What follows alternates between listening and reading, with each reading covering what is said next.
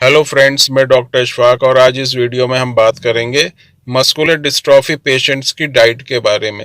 Muscular dystrophy के जो patient होते हैं उनको किस तरह से डाइट क्या लेना चाहिए जिनसे उनकी जो मसल्स हैं वो गेन करें, मसल्स बने। और जो होम्योपैथिक मेडिसिन हैं उनको तो लेना है, उसके साथ में खाने का भी हमें ध्यान में रखना है कि कौन कौन से ऐसे खाने जिससे मसल्स जो है गेन होती है, मसल्स जो है बढ़ती है। और जो मस्कुलर डिस्ट्रॉफी के जो पेशेंट होते हैं उनकी ओवरऑल हेल्थ में जो है इम्प्रूवमेंट करती है।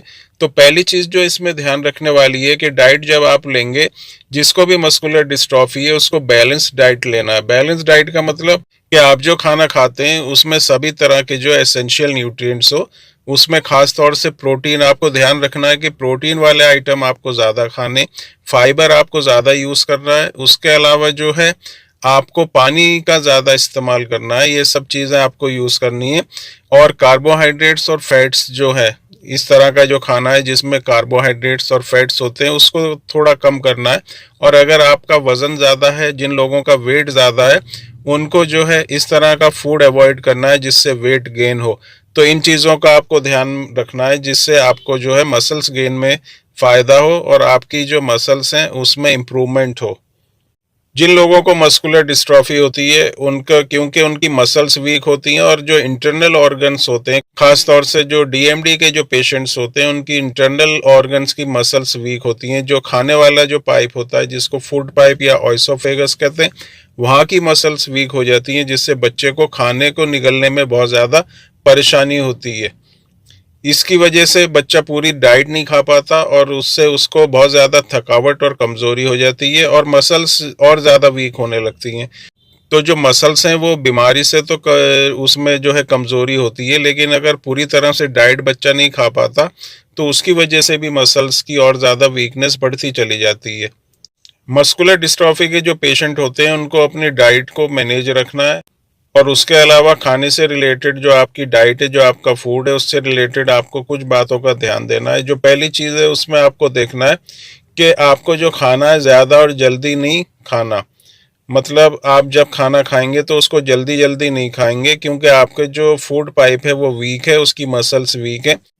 तो खाने के जो है, जो फूड पाइप होता है उसमें फंसने के चांस रहते हैं। और जो दूसरी चीज़ है वो ये कि ड्राई फूड आपको बिल्कुल भी नहीं खाना है। जैसे ड्राई फ्रूट्स हुआ, बादाम, काजू, इस तरह की चीज़ें, अखरोट, इस तरह की चीज़ें आपको नहीं खानी।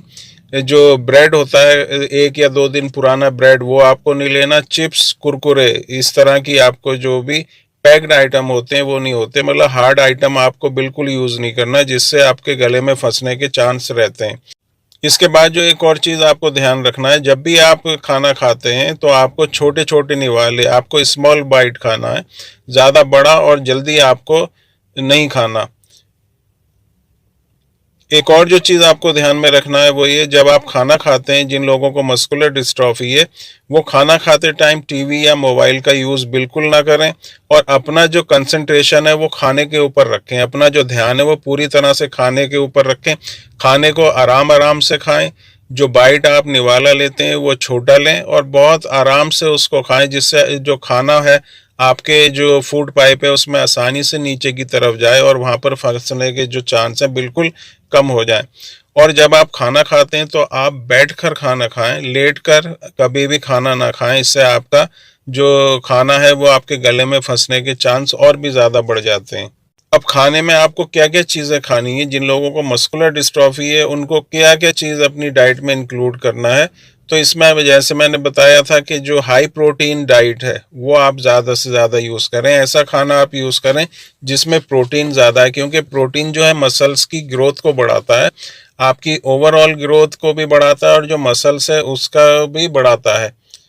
तो डाइट इस तरह से सेलेक्ट करें कि प्रोटीन और फाइबर ज़्यादा हो लेकिन कार्बोहाइड्रेट और फैट उसमें कम हो। इसके लिए आप अपनी जो डाइट है उसमें एग, अंडे का ज़्यादा से ज़्यादा इस्तेमाल करें।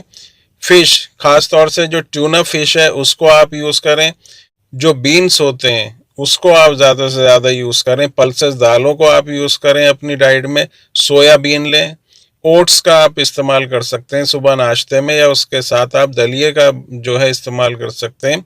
ग्रीन वेजिटेबल्स, हरी सब्जी आप ज़्यादा से ज़्यादा यूज़ करें, फ्रूट्स आप यूज़ कर सकते हैं और दही का आप ज़्यादा से ज़्यादा यूज़ करें। ये खाना आप यूज़ करेंगे तो आपको ना तो डाइजेशन से रिलेटेड कोई प्रॉब्लम होगी, उसके साथ आपकी जो मसल्स हैं उसकी ग्रोथ को भी ये अच्छा करेगा।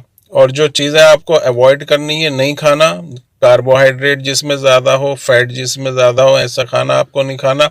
फास्ट फूड आपको बिल्कुल भी नहीं खाना, बाहर की बनी हुई चीज़ें जैसे चाउमीन, बर्गर, पिज़्ज़ा, इस तरह की चीज़ें आपको बिल्कुल नहीं लेनी।